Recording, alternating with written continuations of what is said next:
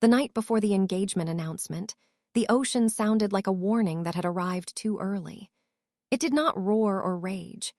It breathed, slow and deliberate, striking the cliffs below the resort again and again with the patience of something that understood inevitability.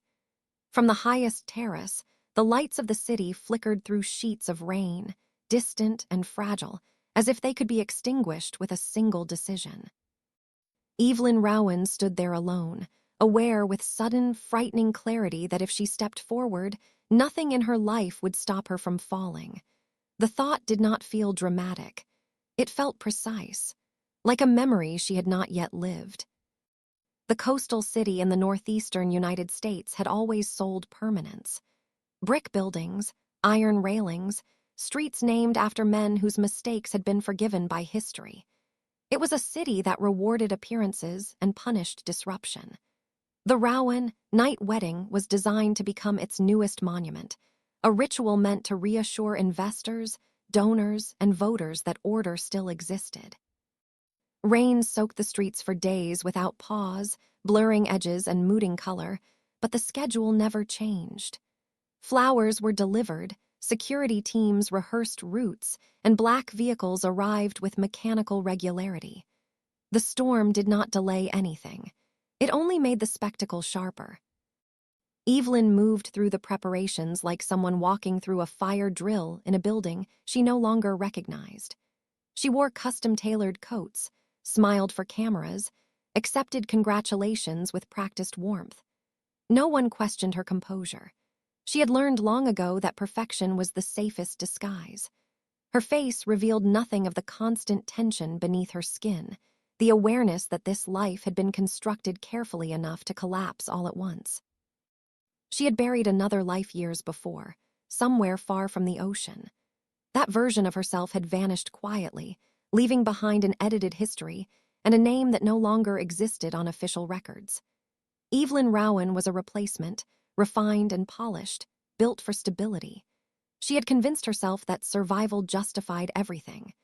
Now, standing at the center of a future that felt increasingly sealed, she wondered if survival had simply postponed a reckoning. Caleb Knight represented certainty in its most socially acceptable form. He was calm, dependable, admired. As the heir to a vast real estate empire, he had been raised to believe that chaos was a temporary condition, something that could be managed or purchased away.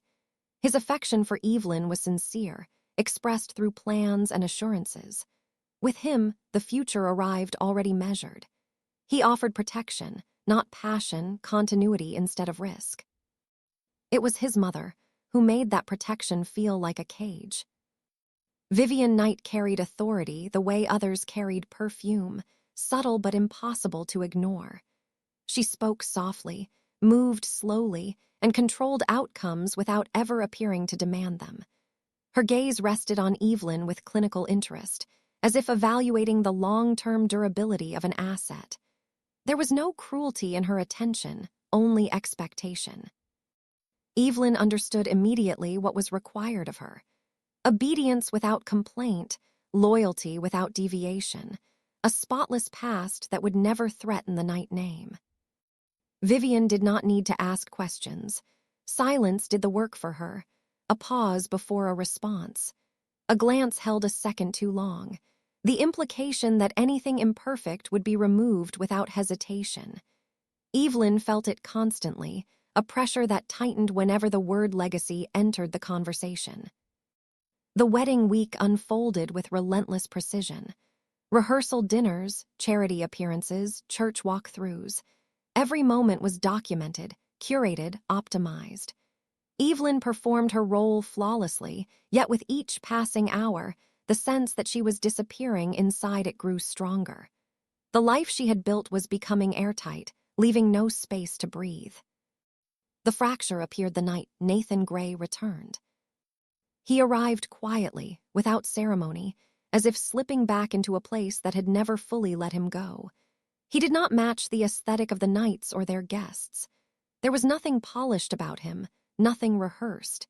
His presence felt like a disruption before anyone could articulate why.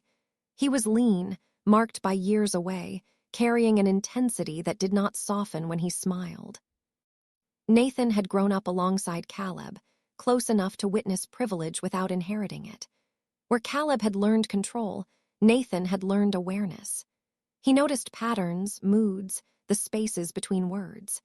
Years earlier, his life had collapsed around a single event that the city preferred to forget. A woman had vanished on the narrow road leading to the cliffside resort, leaving behind speculation that never hardened into charges. Nathan's name had hovered near the story long enough to stain him, then disappeared from headlines just as abruptly. He left soon after, and no one spoke of him again. Until now. His return unsettled the wedding's controlled momentum. People remembered fragments they wished they had forgotten. Vivian tolerated his presence only because Caleb insisted, framing it as loyalty, as history honored. Her approval was calculated, thin, and temporary. Evelyn felt Nathan before she fully saw him.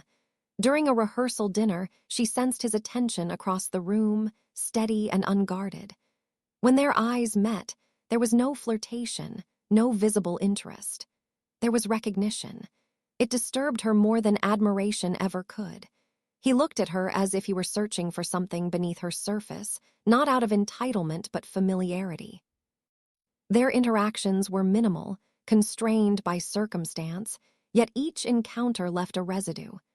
Nathan did not treat her like a symbol of Caleb's success. He addressed her as someone capable of choosing. It was a subtle distinction, but it struck at something fragile inside her. She began to anticipate his presence, then resent herself for it. The attraction that formed between them was not gentle. It carried the weight of danger, shaped by silence and restraint. Evelyn recognized it instantly as a threat to everything she had built. Knowing that did not weaken it. It sharpened it, turning every glance into a test of control. The city seemed to conspire with the tension. Rain intensified, winds pressed harder against the cliffs, and the ocean grew louder at night. Locals spoke of the weather with nervous humor, referencing old stories of storms that arrived without warning. Evelyn listened more carefully than she meant to. She had learned to respect signs others dismissed as coincidence.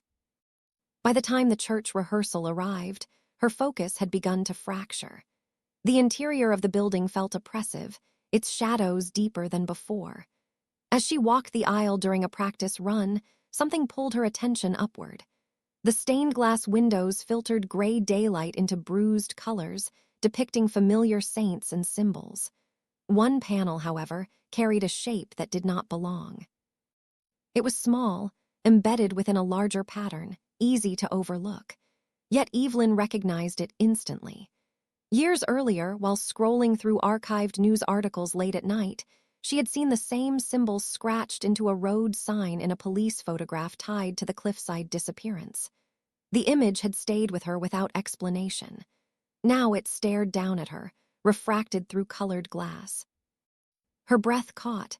She told herself it was stress, projection, and overworked imagination.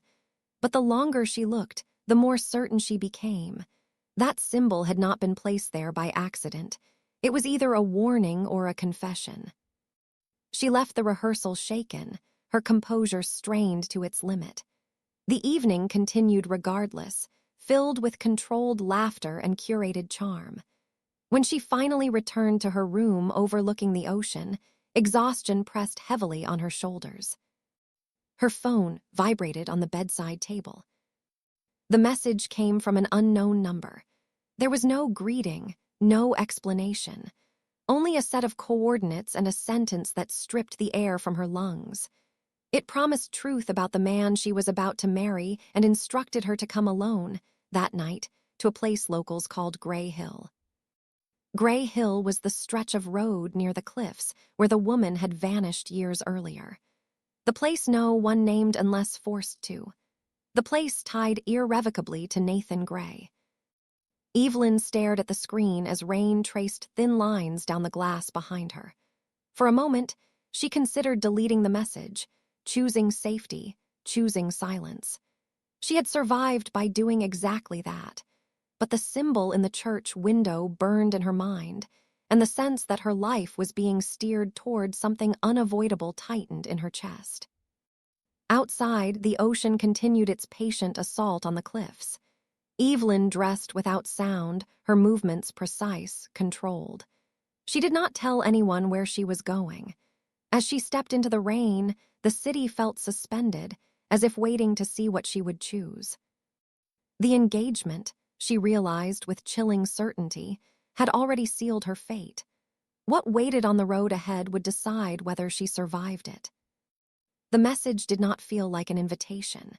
It felt like a summons that had been waiting years for the right recipient. Evelyn stared at the coordinates until the numbers stopped being information and became direction, a thin line pulling her out of the room and toward something she could not name without giving it power. The rain on the window sounded steady, almost gentle, yet the ocean beyond it kept striking the cliffs like a heartbeat that refused to calm. She understood, with a clarity that made her mouth go dry, that the next hour would either reset her life or expose it. She moved through the suite as if the air had thickened. The resort had been staged for celebration, but at night it resembled a fortress. Long corridors, heavy doors, soft lighting that turned every corner into a shadow. She kept her breathing quiet, not because anyone was likely to hear, but because she could not bear the idea of being noticed in this moment. Her phone's screen had already dimmed, but the coordinates remained in her mind like an afterimage. Evelyn dressed without ceremony. She chose dark clothes that would not catch light, shoes that would not slip on wet stone, a coat heavy enough to shield her from wind and eyes. She checked the hallway once, then again, not trusting the first glance. The security detail assigned to the wedding weekend had been visible all day, polite and omnipresent, but at night they blended into the resort's structure like part of the architecture. She did not want to test whether they watched her door. She wanted to leave, as if she had never been there. The elevator ride down felt too long. The mirrored panel reflected a woman whose face remained calm, whose eyes did not. Evelyn avoided meeting her own gaze for more than a second. She had lived too long with the discipline of concealment. Fear, if allowed to show, became a scent others could follow. Outside, the parking area shone with rain. Cars sat under low lamps like sleeping animals. The wind came sharp off the water, cold enough to sting her cheeks, and it carried salt and diesel and wet cedar. She crossed the lot with measured steps, refusing to hurry. In her head, she rehearsed what she would do if someone called her name, if a door opened, if an engine started. She did not let herself imagine what waited at the end of the coordinates. That was a luxury she could not afford. Her car unlocked with a soft click. She slid inside and shut the door, and the interior smelled faintly of leather and the perfume she wore for public events. The scent felt wrong now, too clean, too curated. She started the engine, watched the dashboard lights bloom, and felt a brief, irrational relief when the radio remained silent. She had grown up believing silence could be safety. In this city, silence was often evidence. As she pulled away, the resort disappeared behind her in a blur of lamps and rain. The road down from the cliffs wound through dense trees and occasional gaps where the ocean flashed dark between branches. The city lights lowered behind her, the familiar glow thinning until it became a distant smear. She drove with both hands on the wheel, shoulders tense, eyes fixed ahead as if looking away might invite something to step into her path. The city at night looked older. Streets narrowed, puddles filled cracks in the asphalt, and the rain turned storefront glass into warped mirrors. She passed intersections where the traffic lights changed for no one.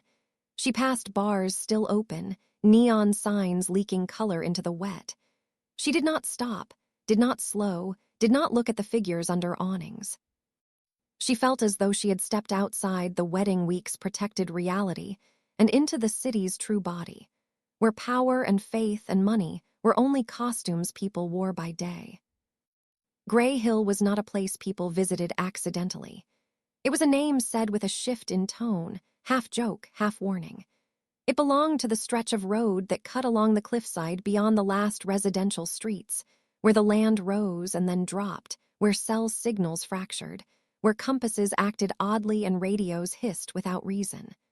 People called it an anomaly, a dead zone, a quirk of geology. The older locals called it something else, with the kind of careful reverence reserved for things that were not meant to be challenged. Evelyn had heard the stories and dismissed them, the way she dismissed anything that did not fit into a rational plan. Yet as she approached the outskirts, her phone's reception faltered, then returned, then faltered again. The GPS map held steady but seemed to lag by a fraction of a second, as if the device itself hesitated to follow her. She tightened her grip on the wheel until her knuckles looked pale in the dashboard glow. Her thoughts began to fracture into memory. Not the recent memories of fittings and tastings and rehearsed smiles, but older fragments that arrived without her permission. She saw a different highway, farther south, sun-bleached and wide. She smelled hot metal and cheap coffee. She remembered a motel room with thin walls and a door that did not fully lock. She remembered the feeling of hearing her old name spoken in a tone that made it sound like an accusation. She had run once before, not as a dramatic escape, but as a calculated disappearance. She had learned which documents mattered, which could be replaced, which gaps could be exploited. She had learned that people believed what matched their expectations. A woman with a new name and good posture could become a new person if she kept her story consistent. She had built Evelyn Rowan the way someone built a shelter in a storm, quickly, carefully, with no room for sentiment. Yet the past had never vanished. It had only waited, patient and quiet, for a seam to open. The road narrowed as she left the last commercial lights behind. Trees crowded closer. The rain intensified into a thicker sheet, and the wind shook branches hard enough to scatter water like thrown gravel. Evelyn kept driving, following the coordinates rather than the instinct that screamed at her to turn around. She told herself she was doing this for control, for certainty. The truth was uglier. She could not tolerate the idea that someone else knew something about her life that she did not. A pair of headlights appeared in her rearview mirror at a distance that did not change. At first, she assumed it was a random driver, another late-night traveler. But the car behind her did not pass, did not fall back, did not approach. It maintained the same measured space, steady as a shadow. Evelyn felt the hair on her arms lift beneath her coat. She checked her mirrors again. The headlights remained. Their beams caught the rain and turned it into a thin silver haze. She could not see the make or model, only the shape of light and the sense of intent. She did not speed up. She did not slow down. She told herself it meant nothing. She had survived by refusing paranoia. Still, she took the next curve a little tighter, testing whether the car behind mirrored her. It did. Her pulse remained controlled, but something inside her shifted. She had expected the unknown number and the coordinates. She had not expected company.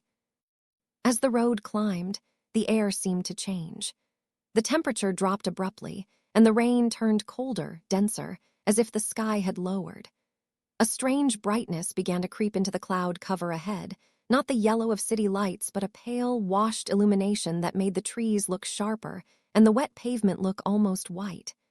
Evelyn frowned, glancing up through the windshield. The forecast had called for steady rain, nothing else. Yet the sky ahead looked as though it had been thinned, pulled open by something unseen. The brightness spread in a slow sweep, like a veil being drawn. It did not become day. It became an unnatural in-between, a lunar glow bleeding into storm clouds. Evelyn felt her throat tighten. She remembered reading about rare atmospheric conditions, light refracting through ice crystals, the illusion of halos and false dawns. But this felt too focused, too deliberate. It felt like a spotlight searching. Her car's dashboard flickered. The speedometer needle trembled. The radio, which she had left off, crackled once, a brief hiss like a breath exhaled close to her ear. Evelyn's stomach dipped. She pressed the accelerator slightly, more out of reflex than strategy. The headlights behind her remained constant. Gray Hill announced itself without a sign. The trees thinned, and the land opened into a stretch where the cliffside dropped away beyond a low, worn barrier. The ocean below was invisible in the rain, but its presence was unmistakable in the sound, deep and rhythmic, amplified by the stone. The road here felt older, patched repeatedly, the asphalt uneven. Wind struck harder, pushing at the car like hands. Her phone's signal died completely. The screen showed nothing but the time, then dimmed. The GPS froze. Evelyn felt suddenly alone in a way that was not merely physical. It was as if she had driven out of the modern world and into a pocket where rules loosened. The engine sputtered. At first it was a small hesitation, the kind a driver might blame on wet conditions. Then it happened again, sharper. The dashboard lights blinked, and the steering stiffened for a fraction of a second. Evelyn's breath caught. She tapped the gas, tried to keep momentum. The car responded reluctantly, then shuddered as if something inside had been cut. The engine died. Silence rushed in so quickly it felt violent. The sound of rain on the roof became louder, the wind more insistent. Evelyn's headlights remained on, casting a pale tunnel ahead, but the car rolled, losing speed. She fought the wheel to keep straight, guiding it toward the shoulder. When the car finally stopped, it sat at an angle, front end slightly toward the cliffside. Her heart hammered now, no longer negotiable. She tried the ignition again. The engine clicked, coughed, refused. She tried once more, harder, as if force could persuade metal. Nothing. The dashboard continued to glow, but the car remained dead in the most important way. Behind her, the second set of headlights slowed. The car did not stop immediately. It rolled past her slightly, then halted a short distance ahead, angled as if it had been expecting this point all along. Evelyn watched through the rain-streaked windshield, unable to see the driver. The light from its rear lamps smeared red across the wet road. For a moment, she stayed seated, hands still on the wheel, as if gripping it could anchor her to normal reality. She forced herself to breathe.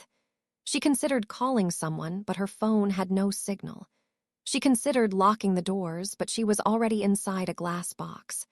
She considered waiting, but the message had demanded she come, and something in her knew that waiting here would not make the situation safer. She stepped out into the rain. The cold hit instantly, sharp enough to make her eyes water. Wind tugged at her coat.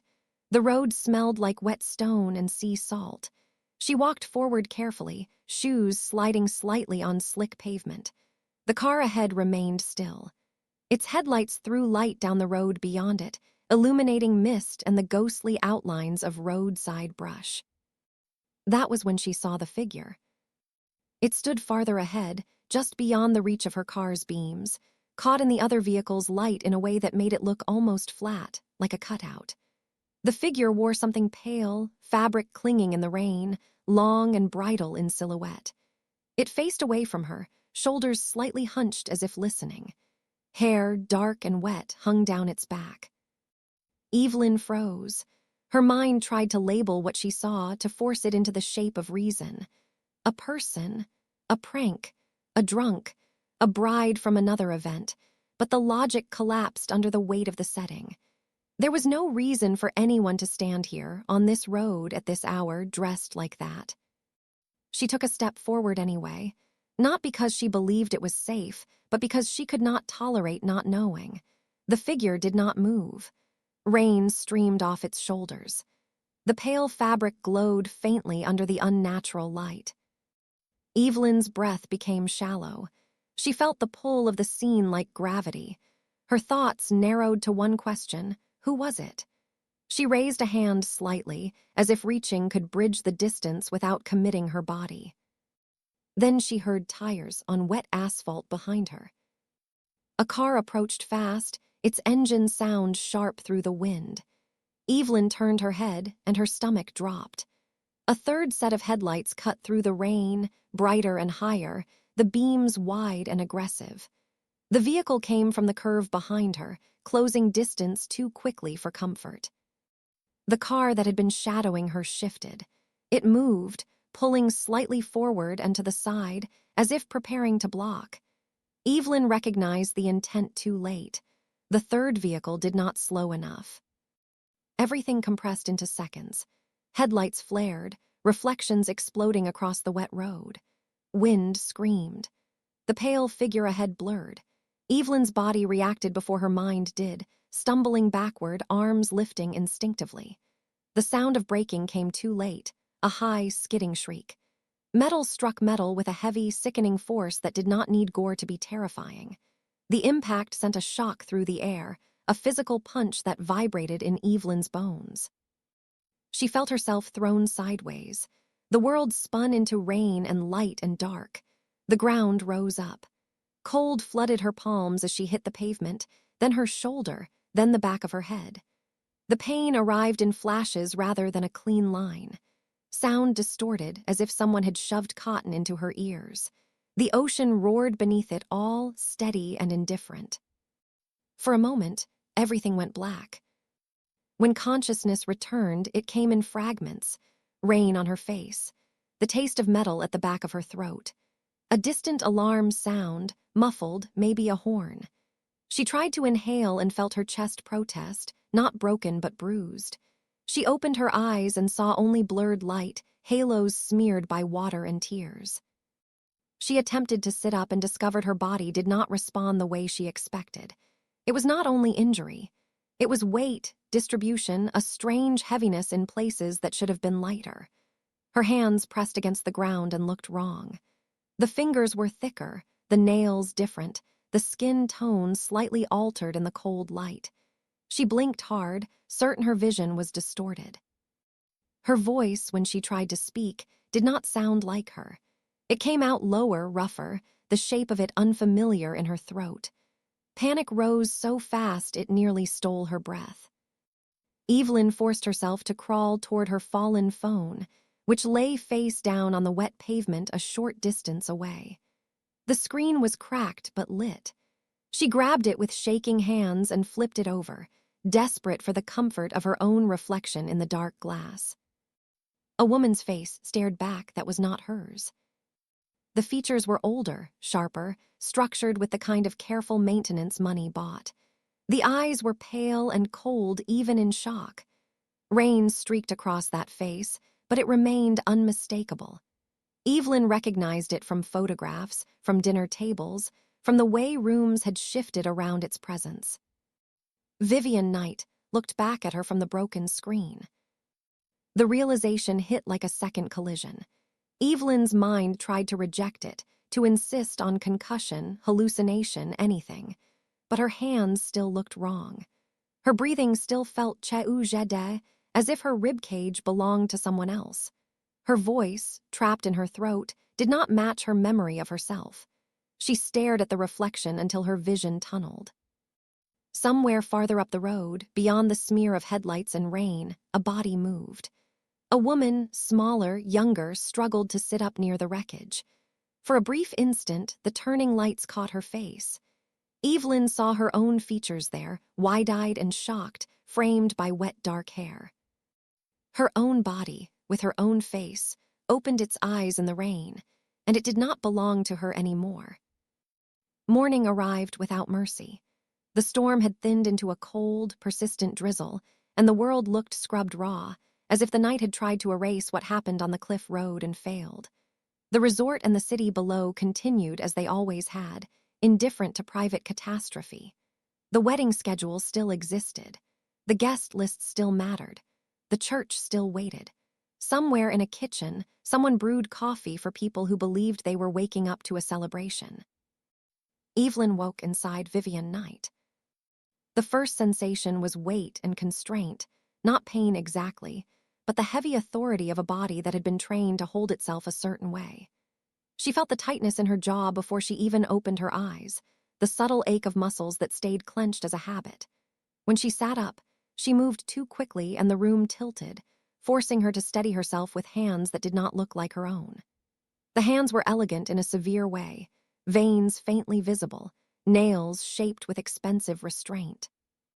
Her stomach turned, not from nausea, but from the brutal wrongness of familiar objects seen through an unfamiliar frame. She was in a guest room at the resort, not her suite. The decor was flawless and impersonal. Gray linens framed seascapes, a lamp with a sculptural base that looked more like a statement than a source of light. Rain tapped the window like impatient fingers. Evelyn tried to anchor herself by listing facts. There had been an accident. There had been headlights and metal and impact. She had looked at her phone and seen Vivian's face. She had seen her own face elsewhere, alive, moving, owned by someone else. The door opened with a practiced knock-and-enter rhythm, the kind of entry that assumed permission. A coordinator stepped inside, followed by a stylist, followed by someone carrying a garment bag. Their expressions held the polite urgency of people who had been paid to manage disasters quietly. They greeted the woman they believed to be Vivian Knight, offering updates about the day and the schedule, referencing calls already returned and questions already answered. Their confidence in the identity, attached to the body in the bed, made Evelyn feel hollow. She forced herself to respond with minimal movement, using the coldest parts of her mind to mimic Vivian's cadence. She spoke as little as possible, letting silence do the work. It came easier than it should have. Vivian's mannerisms seemed embedded in her muscles, like instructions written into bone. Evelyn hated how natural it felt to inhabit that calm. Across the resort, Vivian woke inside Evelyn Rowan. Vivian's first impulse was to command, and the second was to recoil. She sat up too abruptly, and the world responded with a dizzy softness. The room was Evelyn's, filled with evidence of youth and taste and femininity curated to appear effortless. Garment racks lined one wall with ivory fabrics protected in plastic. A bouquet practice arrangement sat in water on a table. A small tray held skincare products arranged like an altar. Vivian looked down and saw hands without the familiar signs of age, fingers slimmer, skin smoother. The shock did not break her composure so much as sharpen it into something lethal. Her mind moved fast, searching for explanations and leverage. She tested the voice that came from her throat, the way it carried air, the way it shaped words. It sounded wrong to her ears, and that wrongness felt like humiliation. Vivian Knight had spent her life refusing humiliation. She did not tolerate it in others and would not accept it in herself. A team arrived for Evelyn, not for Vivian. Stylists poured into the room, speaking in the bright tone used to keep brides calm. They touched her hair, her face, her shoulders, making decisions about her body with the casual entitlement people had around a woman they believed to be a compliant bride. Vivian endured it like a punishment. Power, she realized, had limits when she could not reveal who she was. If she panicked, if she acted incorrectly, the entire wedding machine would sense fracture and begin to ask questions. Questions were the enemy. Questions led to stories. Stories led to scandal. Vivian kept her expression composed and allowed strangers to pull her into dresses and pin fabric near her ribs. She studied the room's mirrors and watched Evelyn's face stare back at her. It was beautiful, young, designed for public consumption. Vivian felt rage at how easily that beauty could be turned into a weapon against her. She forced herself to move delicately, to perform nervousness as a plausible excuse for restraint. She understood that today required mastery of a new costume. Caleb Knight remained in his own body, and that fact poisoned everything. He woke to a barrage of messages and calls, each one framed as concern about the accident without truly acknowledging it. Damage control had already begun around him, even before he understood what needed controlling. The family's security chief assured him that no one had been seriously harmed, that the incident had been handled, that the narrative was being managed. Caleb arrived at the resort with a tight, controlled urgency, his mind focused on Evelyn, on whether she was safe, on whether the wedding needed to shift. He found Evelyn, and he did not find her. He saw her face, her hair, the delicate line of her shoulders as stylists moved around her, and relief flashed through him for a heartbeat. Then something inside him stilled. The woman in front of him looked like Evelyn and yet moved like someone else. There was a stiffness in her posture that did not belong to the woman he had chosen. There was a sharpness in the way she observed the room, the way her gaze measured rather than felt. Caleb tried to interpret it as shock, as fear, as stress. He wanted a rational explanation, because rational explanations allowed solutions. Vivian inside Evelyn recognized his confusion and exploited it instinctively. She used touch sparingly, controlled her facial expression, and directed the energy of the room back towards schedule and necessity. She framed the morning's tension as practical. She pushed the idea that speed and decisiveness were required. She understood something Caleb did not, that if she delayed, she risked losing the fragile control she still had. Evelyn, trapped in Vivian, moved through the resort with invisible privilege. Once she left the guest room, doors opened for her without question. Staff stepped aside. People lowered their voices. The resort's managerial hierarchy bent subtly toward the body they believed carried authority. The experience made Evelyn sick. For years, she had tried to become untouchable by attaching herself to Caleb's world. Now she was wearing the source of that untouchability like borrowed skin. She used it. She asked for access to Vivian's private suite under the pretext of checking communications. She watched staff obey instantly. She entered a room that felt like a command center masked as luxury. Clean surfaces, hidden compartments, a safe built into the wall behind a framed photograph. A laptop sat on a desk with multiple calendars synced and color-coded. A stack of documents lay neatly filed, each page aligned as if disorder were a personal insult. Evelyn's hands trembled as she approached the desk. She did not have Vivian's passwords, but she had Vivian's world. A phone buzzed with notifications from numbers marked important, from attorneys and donors and political contacts. The sheer density of connections made Evelyn's throat tighten. This was not merely a wealthy woman's life. It was a network of influence designed to crush problems before they became public. A keyring sat near the safe, and Evelyn realized with a cold rush that Vivian trusted physical control more than digital. She tested keys cautiously. One fit. The safe opened with a soft click that sounded obscene in its quietness. Inside were items that did not belong in the open air. Cash in neatly bundled stacks, passports, a flash drive, and a thick file folder marked only with a date. Evelyn's stomach tightened as she slid the folder free. The paper smelled faintly of dust and old ink, a scent of buried history. She opened it and found copies of police reports, photographs, and correspondence that had no business being in a mother-of-the-groom's possession. The disappearance at Gray Hill was not a rumor here. It was documented, dissected, curated. Evelyn flipped through pages and felt her pulse harden into something colder than fear. A young woman's name appeared repeatedly, along with notes about media containment. There were references to payoffs, to pressure applied quietly, to witness statements that changed. Evelyn's eyes snagged on a signature at the bottom of one report copy. The name was Nathan Gray. Her mouth went dry. The return of Nathan Gray was not a coincidence. It was connected to this file, to this buried story. The wedding was not merely a celebration but a strategic moment, a public cementing of something that needed to look pure. Evelyn's mind moved quickly, assembling possibilities. Nathan's presence in the city, the symbol in the church, the coordinates sent to her, the accident.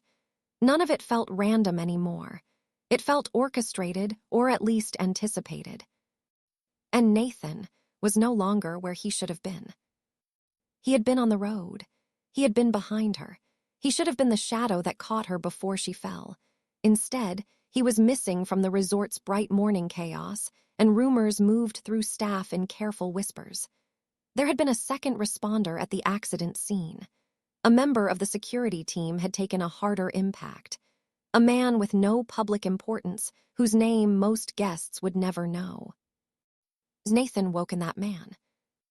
He opened his eyes to a ceiling that belonged to a service corridor room, not a suite. The air smelled like disinfectant and cheap coffee.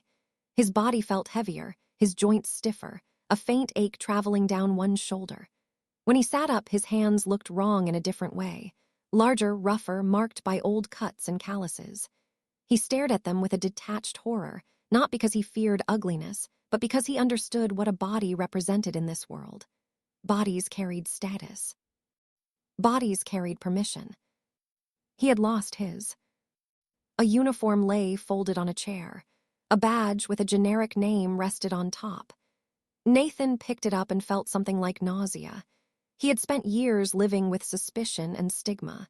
Now he was anonymous, invisible, and that invisibility came with access. He moved through the resort's back channels, the staff corridors, the security access points, reading behaviors as he always had. He watched how people reacted to Vivian's presence in Evelyn's body. He noted Caleb's agitation. He noted how quickly the story of the accident was being reshaped into something palatable. He recognized the machinery of concealment because it had chewed him up once before. Then he saw Vivian's face in Evelyn's body and understood the swap was real. He did not trust reality, but he trusted patterns. He watched the way Evelyn's eyes looked through Vivian, the way her gaze sharpened when she thought no one was watching. He watched her move with restrained urgency, using power she did not want but could not refuse. He recognized the gesture of someone forced into a role and trying not to drown. Something in him shifted. For years, he had protected himself with cynicism because cynicism made pain manageable. Now he was forced into a body that did not match his history, and he could no longer hide behind the familiar armor of being Nathan Gray, the accused, the exile. In a strange way, anonymity stripped him down. It made him raw. He followed Evelyn and Vivian at a distance through the resort's more private corridors, using the fact that no one looked twice at a security guard.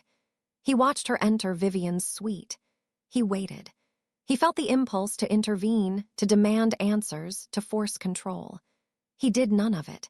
He understood that forcing control was the instinct that had ruined lives. Evelyn emerged later with her posture tighter, her expression controlled to the edge of fracture. Nathan read the shift in her like a bruise forming. He recognized the way someone carried newly discovered truth, the way it weighed more than fear because fear at least could be imagined. For a brief moment, their eyes met in a hallway where light from a window turned the rain outside into a gray sheet. Nathan saw recognition in her. Not attraction, not comfort, but the acknowledgement of a shared nightmare. He did not smile. He did not offer reassurance. He simply stayed present, the way a shadow stayed attached no matter how a body moved. The connection between them grew in the spaces where they could not speak. It was built in the way Nathan stepped subtly to block a staff member from approaching Evelyn too closely. It was built in the way Evelyn altered her route to pass a security station where Nathan stood, as if needing proof that he still existed somewhere in this broken reality. It was built in the way they both avoided the reflective surfaces that would confirm what they already knew. It was dangerous because it was intimate without permission. Evelyn returned to the safe again when the suite was empty.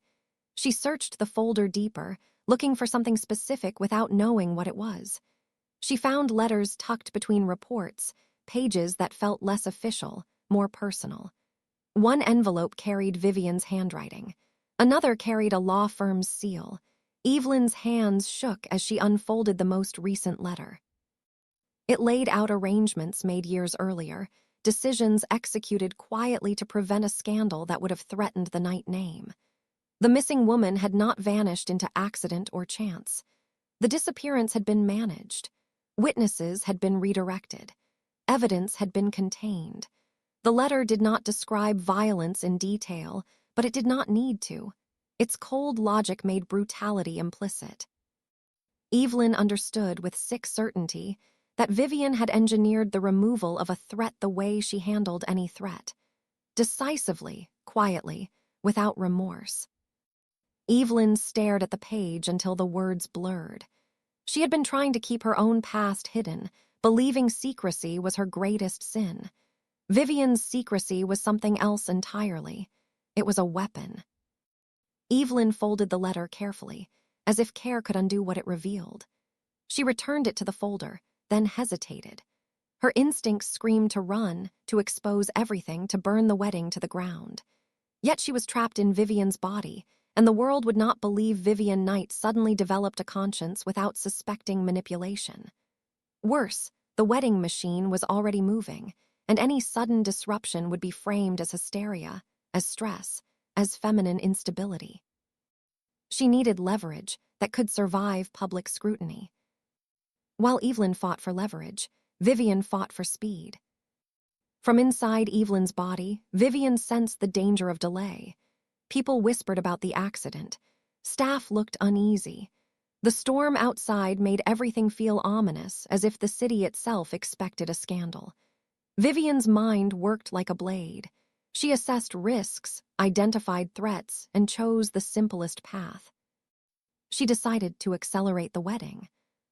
She used the authority granted to a bride in crisis and the sympathetic urgency of an event threatened by tragedy.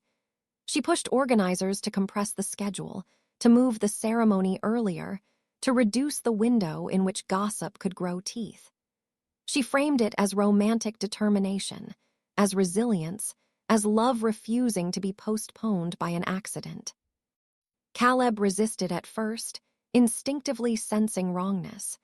But he was exhausted and confused and surrounded by people telling him decisiveness was necessary. Vivian leaned on his fear of public embarrassment, on his need to protect the family image, on his belief that moving forward solved problems. By late morning, the resort buzzed with frantic efficiency. Flowers were rerouted. Hair and makeup schedules were tightened. Guests were contacted.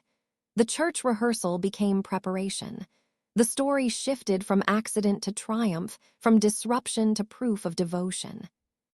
Evelyn learned what Vivian had done when she saw staff moving with a different kind of urgency, the kind that did not belong to tomorrow. A coordinator approached her, speaking too quickly, eyes darting, mentioning the new timeline with the breathless excitement of someone proud to handle crisis. Evelyn's blood went cold. She realized Vivian had not only stolen her body, but was using it to lock the future shut before Evelyn could pry it open. If the ceremony happened today, the wedding would become an irreversible public fact, a seal pressed onto whatever truth lay underneath. It would trap Evelyn in a narrative she did not consent to while she was already trapped in a body she did not own. Evelyn turned toward the nearest mirror before she could stop herself. Vivian's face stared back, composed, authoritative, almost cruel in its calm. For a moment, Evelyn hated it with a ferocity that surprised her. Then she saw something else in the reflection, the faint tremor in her own hands, the sheen of fear she could not fully disguise. She understood that the swap had done more than scramble bodies. It had stripped everyone down to what they actually were when performance failed. Vivian had become pure control in a young woman's skin. Caleb had become a man drowning in familiar faces that no longer felt familiar. Nathan had become invisible and therefore dangerous. Evelyn had become power without legitimacy, truth without a trusted mouth to speak it. And the wedding, which had been a spectacle, had become a weapon. By noon, Vivian and Evelyn stood before the resort's inner circle and formally confirmed the change, ordering the ceremony to proceed immediately, forcing every moving part of the day to obey her decision. The announcement rippled through staff and planners like a shockwave disguised as excitement. Evelyn felt time collapse around her. The room did not get darker, yet it felt as if the light had narrowed. There was no longer a tomorrow to prepare for. There was only what could be stolen back before the hourglass emptied. The wedding day unfolded like a ritual designed to bind rather than celebrate. Dawn never truly arrived. The sky remained a low, metallic gray that pressed down on the cliffs and the sea alike. Fog clung to the coastline, blurring the boundary between water and air, and the resort rose from it like a fortress carved from stone. From a distance, it looked romantic, ancient, untouchable. Up close it felt sealed, every corridor looping back on itself, every door opening inward as if escape had never been part of the design. The church at the edge of the grounds waited in silence. Its interior held the cold even after the heaters were turned on, stone walls refusing warmth. Stained glass windows filtered the dim light into bruised colors that slid across the floor and climbed the guests' faces like marks left by something unseen. Nothing in the space suggested joy. Everything suggested witness. Vivian, wearing Evelyn's body, moved through the morning with ruthless efficiency. She had slept little, but fatigue never softened her focus. This body was not hers, yet she wielded it with precision, exploiting its vulnerability as a tool. She understood that if Evelyn broke publicly, the narrative would be sealed forever. Stress, shock, emotional collapse. A bride overwhelmed by tragedy. It was a familiar story, and stories were easier to bury than crimes. She guided the process with calculated pressure, leaning into the expectations placed on a woman at the center of an event this visible. Any hesitation from Evelyn and Vivian could be framed as instability. Any resistance could be turned into concern. Vivian used Caleb's need to protect appearances as leverage, framing every accelerated decision as romantic determination, as love refusing to yield to circumstance. From the outside, it looked admirable. From the inside, it was suffocation. Evelyn, trapped in Vivian's body, remained close. She stood beside Vivian and Evelyn during fittings and briefings, her posture composed, her face arranged into the calm authority the resort staff obeyed instinctively. She signed documents placed before her, initials forming under her hand like quiet betrayals. Each signature tightened the trap, yet each signature also bought time. She created disorder with the subtlety of someone who understood systems. A delivery was rerouted for inspection. A floral arrangement failed a last-minute standard. A seating chart required revision due to a security concern. None of it looked deliberate. All of it forced delays that rippled through the schedule. Staff scrambled, coordinators whispered urgently into headsets, and the ceremony's start times slid by minutes that felt like stolen breath. Nathan moved through the resort's hidden spine, unseen and underestimated. In the uniform of a security guard, he passed through service corridors and access points without challenge. He listened more than he spoke, absorbing fragments of conversation, noting which doors were guarded and which were ignored. He had spent years being watched and judged. Now he was invisible, and invisibility came with reach. He followed Evelyn and Vivian at a distance, recognizing her signals without direct contact. A pause near a security station. A glance timed to align with his position. A detour that placed her closer to the administrative wing where records were kept. Their coordination required no words. It relied on trust formed under pressure, on the shared understanding that neither of them could survive alone inside this machine. The resort transformed as the hour approached. Candles were lit despite the early light, their flames trembling in the cold air. Black silk accents appeared along railings and archways, chosen originally for elegance but now reading as mourning. Guests arrived in tailored coats and dark suits, their voices hushed, their curiosity sharpened by the rumors circulating just beneath politeness. Cameras waited at sanctioned distances, hungry for an image of resilience, of romance surviving disaster. Caleb stood at the center of it all, increasingly unmoored. He wore the expression of a man performing certainty because he had no alternative. The faces around him were familiar, yet something in their eyes felt altered, as if everyone had learned a new language overnight. He watched Evelyn move toward him down a corridor and felt both relief and unease. Her smile appeared when it should, but it did not reach her eyes. He told himself it was nerves, trauma, the weight of expectation. He refused to entertain anything else.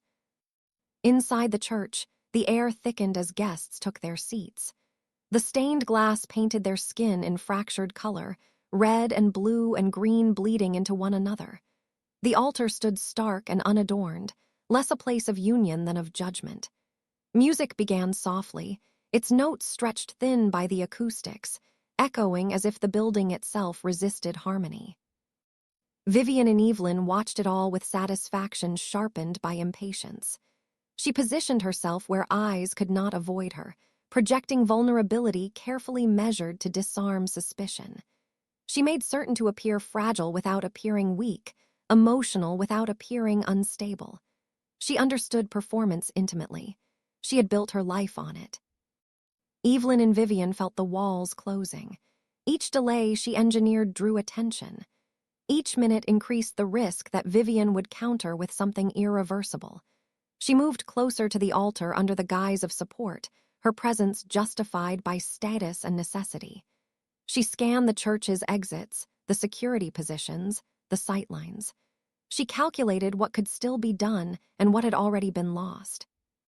In the corridors behind the sanctuary, Nathan accessed a restricted office using credentials borrowed from a man who would never be asked where he had been. Inside, the space smelled of paper and electronics, of bureaucracy and buried truths. He found the terminal he needed and connected the device he carried, his movements steady despite the pressure compressing his chest. The file transferred quickly, too quickly, as if it had been waiting. He watched the progress bar complete and felt something like relief, immediately followed by dread. Proof was only as powerful as the hands it reached. He removed the drive, concealed it, and stepped back into the flow of staff and shadows. His route toward the sanctuary took him past a mirrored wall, and for a split second he caught his reflection in the uniform. The face staring back belonged to a stranger. He turned away before recognition could slow him. The corridors near the church glowed with candlelight. Black silk brushed stone. The atmosphere thickened with anticipation and unease. Evelyn and Nathan crossed paths briefly near a side entrance. They did not touch. They did not speak. Their eyes met and something unspoken passed between them. Confirmation, fear, resolve. Each understood the cost of the next minutes. Each accepted it. Vivian sensed the shift without seeing its source. She felt the subtle resistance in the room, the way control began to strain under competing forces. She tightened her grip, moving decisively toward the final sequence. She guided Evelyn's body toward Caleb, her hand resting where it would be photographed, her posture designed to signal unity. She intended to seal the moment before anything else could surface. Evelyn and Vivian watched from a step away, her heart hammering against ribs that did not belong to her. She had sent the signal. She had created the space. Now she could only wait and hope that truth would move faster than ceremony. The officiant stepped into position. Music swelled, thin and insistent. Guests leaned forward, breath held. Cameras adjusted, lenses focusing. The ceremony hovered on the edge of beginning, that fragile instant where momentum could still be broken. Caleb's phone vibrated in his pocket. At first he ignored it, trained by years of discipline to separate private distraction from public duty. The vibration came again, stronger, insistent. Something in his chest tightened. He excused himself with a brief gesture that went unnoticed by most, stepping just far enough aside to check the screen. A file notification appeared, unmarked, delivered from a source he did not recognize. Beneath it, a single line indicating an audio recording. His instinct was irritation. Then he saw the timestamp. It predated the accident by years. He hesitated, aware of eyes of time pressing. Then he listened. The sound that emerged through the small speaker did not belong in a church. It was calm, controlled, familiar in a way that made his stomach drop. It outlined decisions made in private, choices framed as necessity, a life removed to protect a name. The voice did not sound cruel. It sounded practical. It sounded like his mother. The world narrowed to sound and understanding. Caleb's breath caught. He felt the floor tilt, not physically, but in some deeper orientation he had trusted his entire life. The certainty he had built his identity upon cracked cleanly, without warning. He did not look at Evelyn. He did not look at Vivian. He turned and walked out of the sanctuary, the doors closing behind him with a finality that echoed louder than any vow. Inside, the ceremony froze. Music faltered, then stopped. Guests shifted, confused murmurs rippling like disturbed water. The officiant hesitated, uncertain whether to proceed. Cameras remained raised, capturing the pause, the suspended moment heavy with unspoken consequence. Vivian and Evelyn stood perfectly still, her face arranged into concern that masked calculation racing behind her eyes. Evelyn and Vivian felt the shock wave of the disruption like a sudden release of pressure. The trap had sprung, but not in the way Vivian intended. For one suspended second, the wedding existed in silence, balanced between performance and collapse, like a held breath that could no longer be contained. Truth did not arrive as revelation or justice. It arrived as damage. Caleb did not return to the church. He did not confront anyone, did not raise his voice, did not collapse in public. He moved through the side corridors of the resort like a man whose internal architecture had failed all at once. His face remained composed because it had been trained to be composed, but the composition no longer meant stability. It meant containment. Inside, every certainty he had relied on was dissolving, not into chaos but into something worse, coherence. The pieces fit now, and the shape they formed was unbearable. He understood, with a clarity that left no room for denial, that his life had not been protected by power but curated by it. That what he had believed was moral authority was in fact selective silence. His mother's voice on the recording had not sounded monstrous. It had sounded reasonable. That was the most devastating part. Evil framed as necessity had always lived close to him, and he had mistaken proximity for innocence. Around him, the wedding machinery continued its attempts to correct itself. Coordinators whispered into headsets. Security repositioned. Guests speculated in careful tones. The event had not yet collapsed, but it had lost gravity. Caleb stood apart from it, no longer able to see it as his own. Vivian, inside Evelyn's body, sensed the fracture immediately. Control was her native language, and disruption registered like pain. She recognized the danger not in Caleb's absence, but in the way the air around the sanctuary changed, the way authority slipped without being seized. She did not panic. Panic belonged to people without leverage. Instead, she assessed damage and identified targets. The recording had to be destroyed. The source had to be discredited. The narrative had to be rewritten before it could stabilize. She moved quickly, abandoning the performance of the wounded bride and replacing it with decisive urgency. She used the body's youth and apparent fragility to disarm suspicion, directing staff to clear corridors, redirect guests, contain movement. She issued instructions framed as concern for safety, for privacy, for emotional well-being. The same instincts that had served her for decades adapted seamlessly to this new form. Her gaze searched for Caleb, calculating how to reassert influence over him. When she failed to locate him immediately, she shifted focus. If he could not be controlled, he could be isolated. If the truth could not be erased, it could be reframed as manipulation by outsiders. There was always an outsider. There was always someone convenient to blame. Nathan Gray fit the shape perfectly. Evelyn, trapped in Vivian's body, felt the shift like a tightening noose. She watched the resort react, the way systems responded to threat not by seeking truth, but by restoring order. She understood now that exposure was not rescue.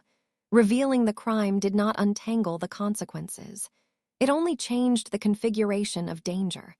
Souls could remain displaced even if justice was served.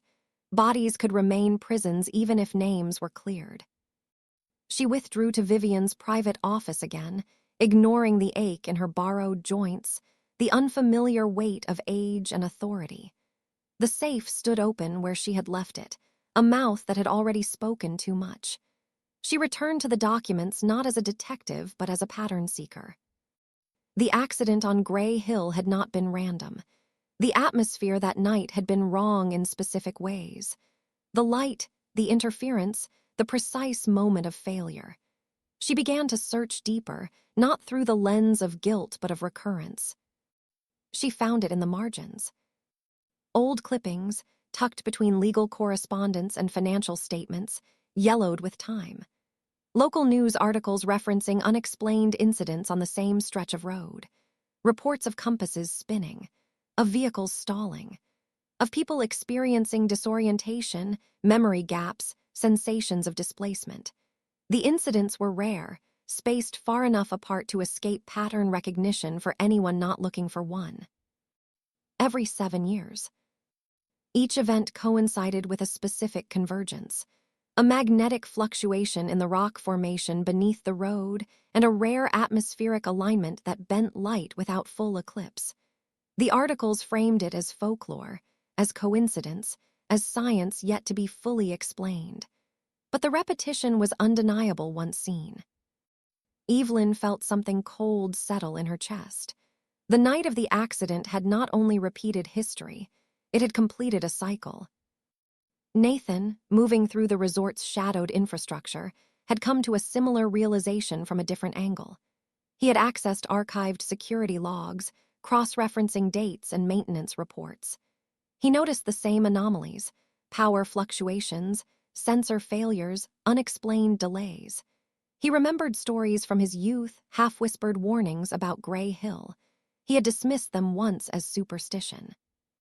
Now, trapped in a borrowed body with borrowed anonymity, he allowed himself to consider the impossible. The exchange had not been punishment or miracle. It had been consequence. When Evelyn and Nathan crossed paths again, it was not by chance. She sought him out in a service corridor that smelled of damp concrete and cleaning solution. They did not touch. They did not speak. They stood close enough to share the same air, close enough to confirm that neither was alone in the nightmare. Evelyn conveyed what she had learned through urgency and gaze. Nathan understood immediately. The implications landed with crushing weight. Returning to their bodies was possible. Not now. The conditions that had allowed the exchange were precise and rare. The next alignment would not occur for years.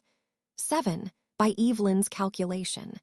7 years trapped in the wrong skin, living lives that were not theirs, carrying consequences they had not chosen. The realization demanded a choice that could not be postponed. They could attempt to expose everything immediately and risk chaos that might kill them or others. They could disappear, each in their own way, and let the truth rot under institutional weight. Or they could endure, together or apart, shaping the years ahead deliberately rather than being crushed by them. Nathan understood that his name would never be clean. Even with evidence, even with truth, the stain would persist. He had lived with that knowledge for years. What changed now was his relationship to it. He was no longer running from accusation. He was choosing responsibility. He stayed. Not because staying promised redemption, but because leaving would turn Evelyn's borrowed survival into solitary confinement. He accepted that proximity to her meant increased risk, increased scrutiny, increased pain. He also understood that walking away would be another form of violence. Evelyn felt something unexpected in that decision: relief.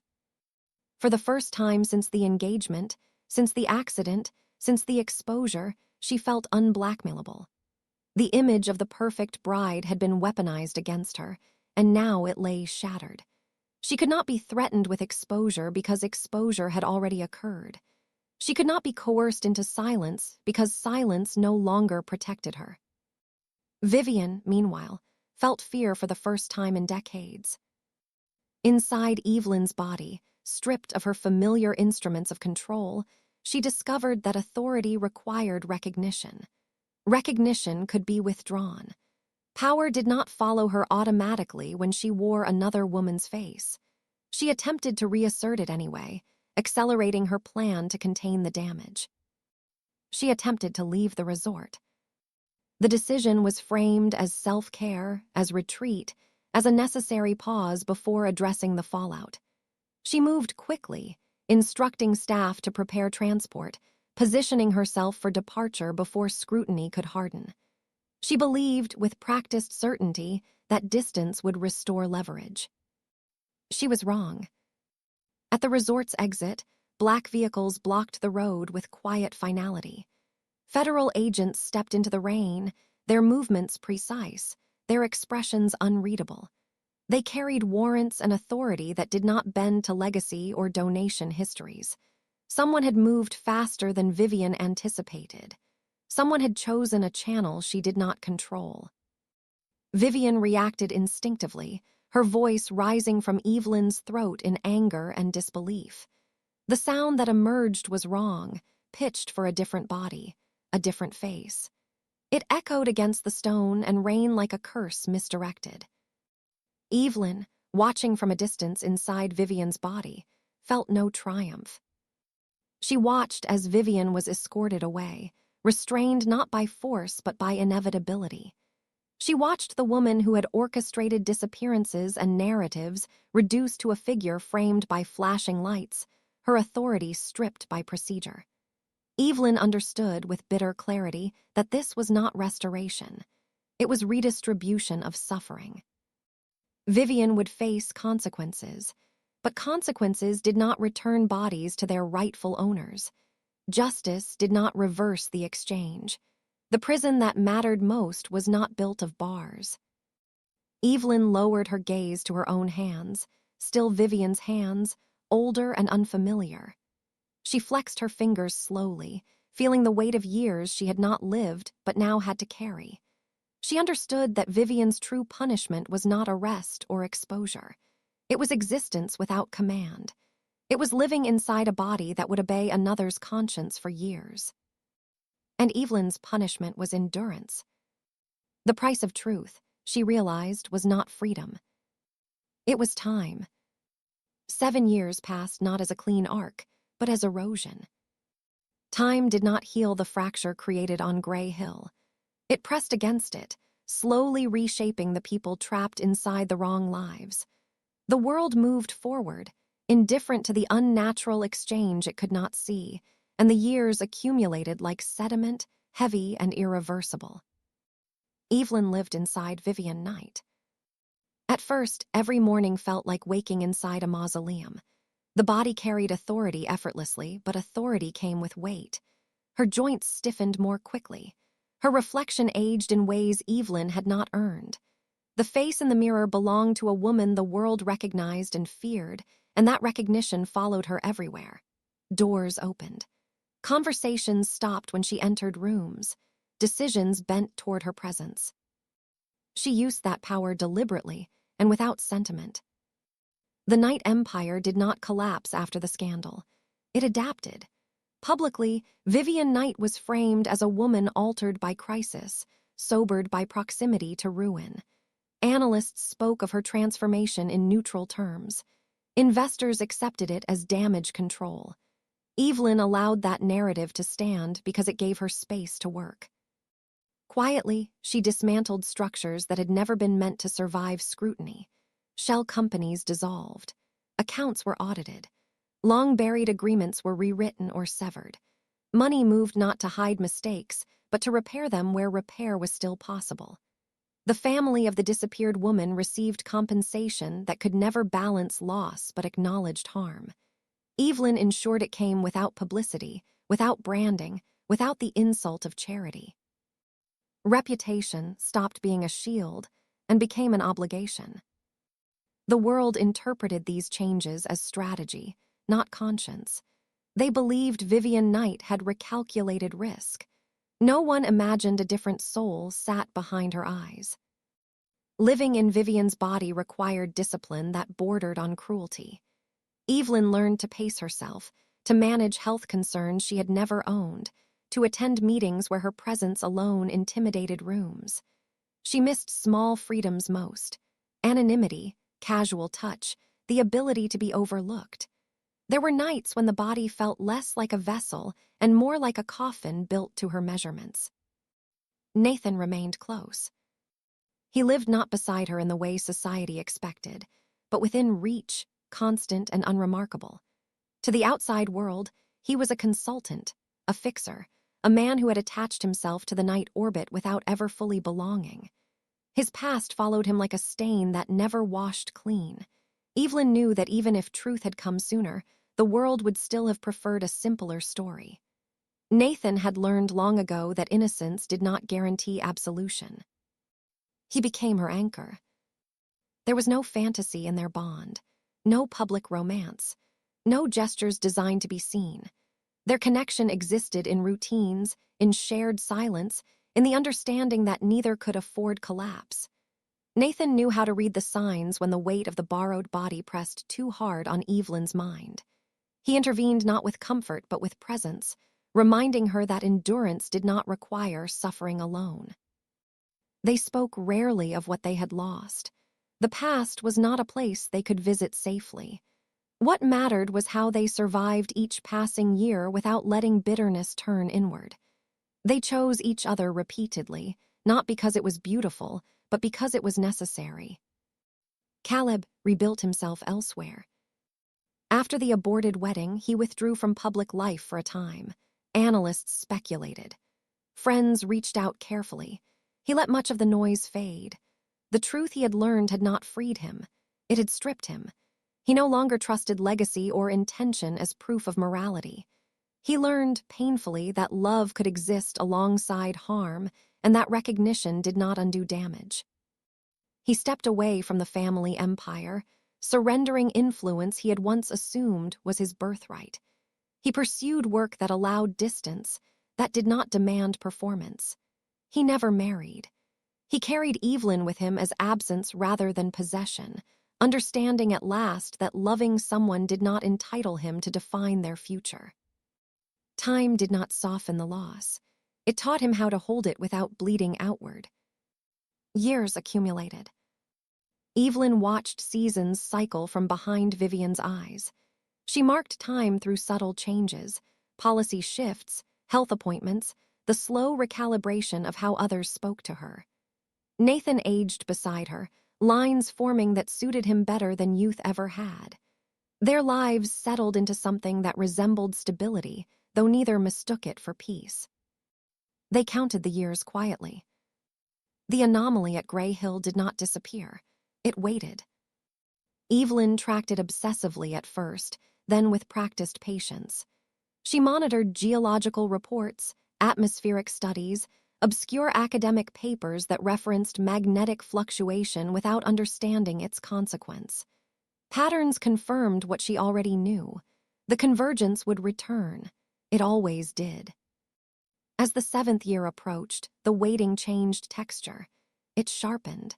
The possibility of return felt both necessary and dangerous. Evelyn understood that the exchange had not been guaranteed to reverse. Repeating the conditions might restore them, or it might destroy them completely. The body she inhabited had aged. Her own body had lived years without her. There was no promise of compatibility anymore. Nathan understood the risk without needing explanation. He had lived most of his life accepting that survival was not the same as safety. He accepted this moment as another calculated gamble. They prepared without ceremony. On the day the alignment returned, the sky over the coast shifted into a familiar, unsettling brightness. Not day, not night.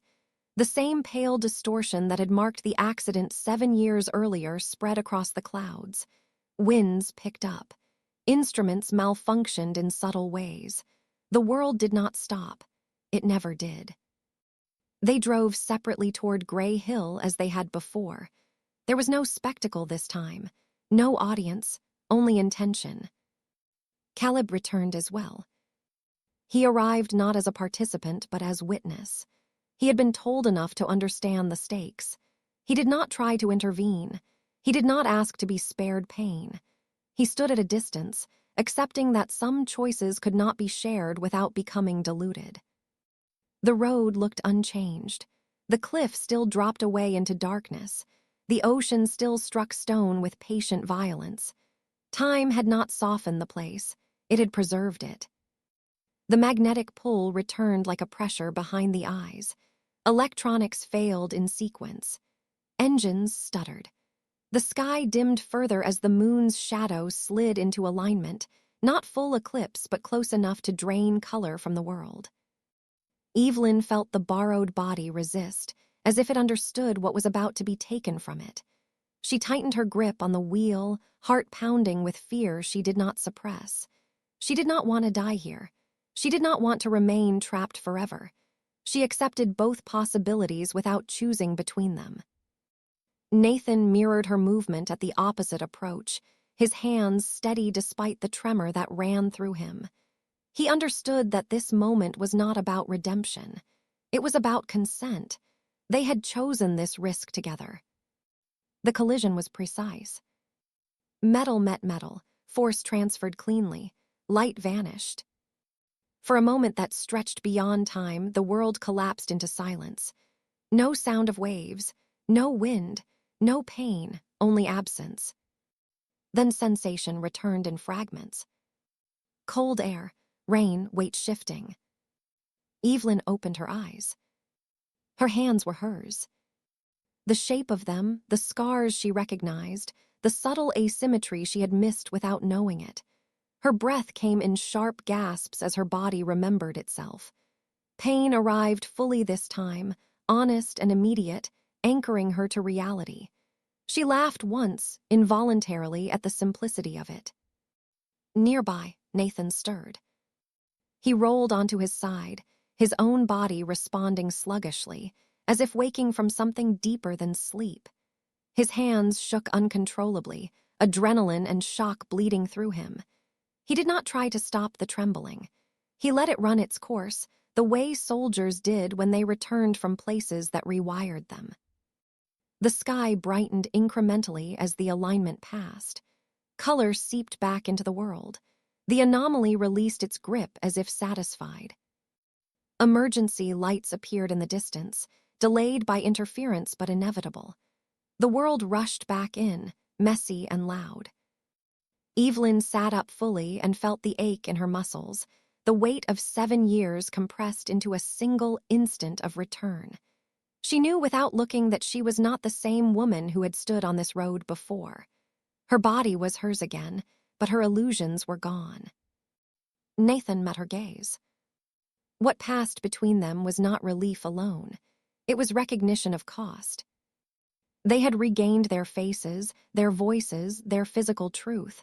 What they had lost could not be restored.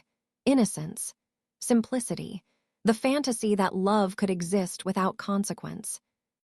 They did not reach for each other immediately. They did not perform joy. They remained still, letting the moment settle into something they could carry forward. In the distance, the ocean continued its rhythm, unchanged by human exchange. The world would continue trying to place them into categories it understood. It would ask for explanations, for closure, for narratives that fit. They would not provide them. Their love did not resolve into something clean or marketable. It did not promise permanence or safety. It became a choice made daily, grounded in truth rather than illusion. Under a sky that no longer belonged to anyone, they stood in their own bodies again, fully aware that being whole did not mean being unbroken. And they chose to live anyway. Story written and directed for Dark Hearts Collection. Thank you for being part of this silence between storms. More stories soon.